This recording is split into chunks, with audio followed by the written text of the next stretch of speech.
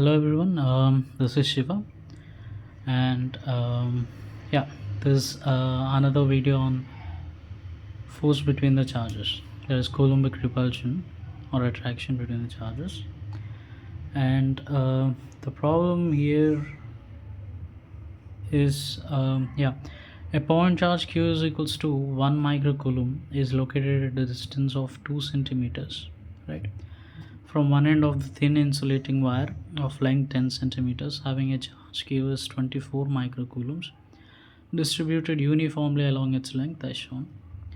Force between q and the wire is, right, so this is the point charge 1 microcoulomb. It is at a distance of 2 centimeters from a uniform wire of length 10 centimeters, and the total charge on this uniform wire is given as 24 microcoulombs. So here so in the previous videos, in the previous examples which I've discussed, what I've done is like they themselves given that they are point charges, right? So I directly applied, that is, force, coulombic force is directly proportional to product of the charges, and it is inversely proportional to square of the distance between them. So this is only when charges are point, right, and they are separated by distance r. But here, as we can see, this is a continuous body. Usually point charge is when you take us like the dimensions of the charge body, right, it is very much less when compared to the separation between them, right, that is individual sizes of charges is very much less than separation between them. Then you can treat charges as point charges. But here, as you can see, the length of the wire itself is 10 centimeters, which is very much higher than the separation. So this is, you cannot treat them as point charges and directly apply this one. So instead, what we have to do is we have to take certain element, right, element method, and then take the arbitrary distance from these two point charges, which become one point charge and another arbitrary element which we take some distance, and then apply coulombic force or small coulombic force, and then integrate over the limits, right. This is usually what we do for continuous bodies. So if we do that here, right, for example, if I take certain element here, let's say this element is at a distance of x, right,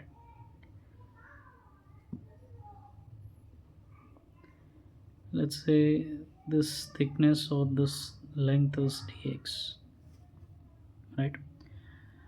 Okay, so since this is now very small, right, an infinitesimal element, small element, this element I can treat as point charge now. So for the small thing, I'm taking charge as dq, right. So since this is a small charge, out of this total wire, I'm taking small force df, right, coulombic force. This I'm taking as k, that is 1 by 4 pi epsilon naught q1 dq, q2, that is q, by distance between them which we've taken is x, that is x square, right. So yeah, for the total length L, right, my charge is q. For small length dx, I can take my charges q dx by L. Usually in some problems they themselves give that lambda ql as lambda, line charge density. In that case also you can take dx as like for small charge dq as lambda dx or lambda dl, I mean whatever the length you take. Here I took the length as dx. So yeah, if I take dq here, so df is equals to 1 by 4 pi epsilon naught, dq is lambda dx q by x square. So this is the force between the small element and the point charge, right, located at a distance of x, I mean separated by a distance x, and this is the coulombic force of repulsion between the two. And if we want the total force by the this total wire on this point charge, right, then we have to take the limits, right, integrate it. So total force by total wire on the total charge. And okay, lambda is constant here, q is also constant, this is also hold the constant. So lambda q by 4 pi epsilon naught integral dx over x square. And by the way, x. Whenever we take limits, we have to continue. We have to cover the whole wire, right, from this point to this point. So this point from this, this distance is let's say some. This is some t, right? They are already given here 2 centimeters. So if they don't give, this is d, right? So from d to this total point, this element should slide and cover the whole wire, right? So this point is at a distance of d, and then this total is l. So if dx element comes here, right, then this will be l, the total length of the wire, plus d. So the lower limit, the distance between these two, this one, that is d, right, and the upper limit, this distance plus this total distance, that is l plus t. Sorry, l plus t, right, upper limit. So f is equals to lambda q by 4 pi epsilon naught,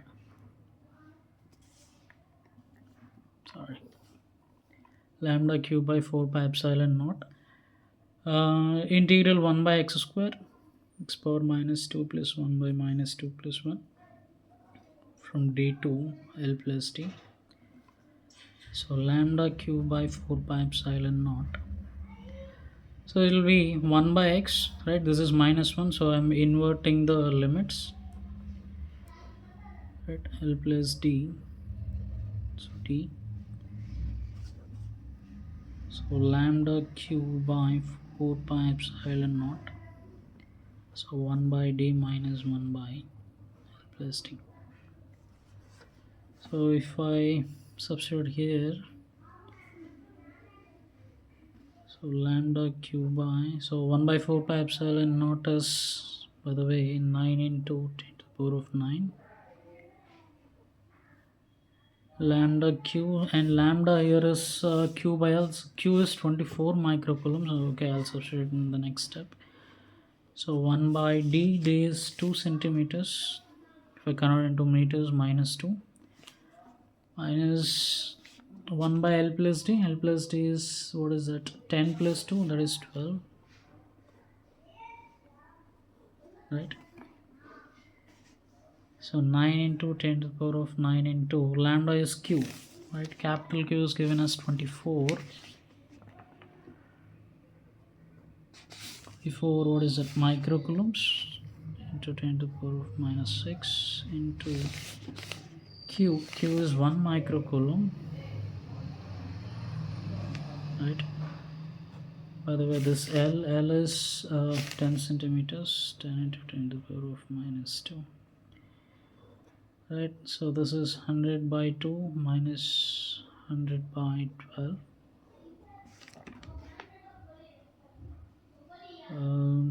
9 into 24, 24 into 9 into 10 to the power of, so this is minus 12, so minus 3, and this is minus 1, right. So minus 3, minus 2, right. So this is 12, 6 minus 1, 500, right, 2, this is 1000, this is goes, and we get around 90 newtons, right. Well, this is substitution, so I hope you got the concept. So whenever we have continuous borders, right, we take some finite element at a distance of some distance from the given point charge x, right, and then we consider, and then we directly apply Coulomb's law with the small element, right? For the total continuous body, they'll give some charge, or they'll give some line charge density, or they could give surface charge density depending on the type of the continuous body, or volume charge density. And then from that you take dq, and then substitute the limits, and then compute it, right? So yeah, we'll see the next continuous body they could ask. So I'll cover continuous body in the next one, other continuous body. Thank you.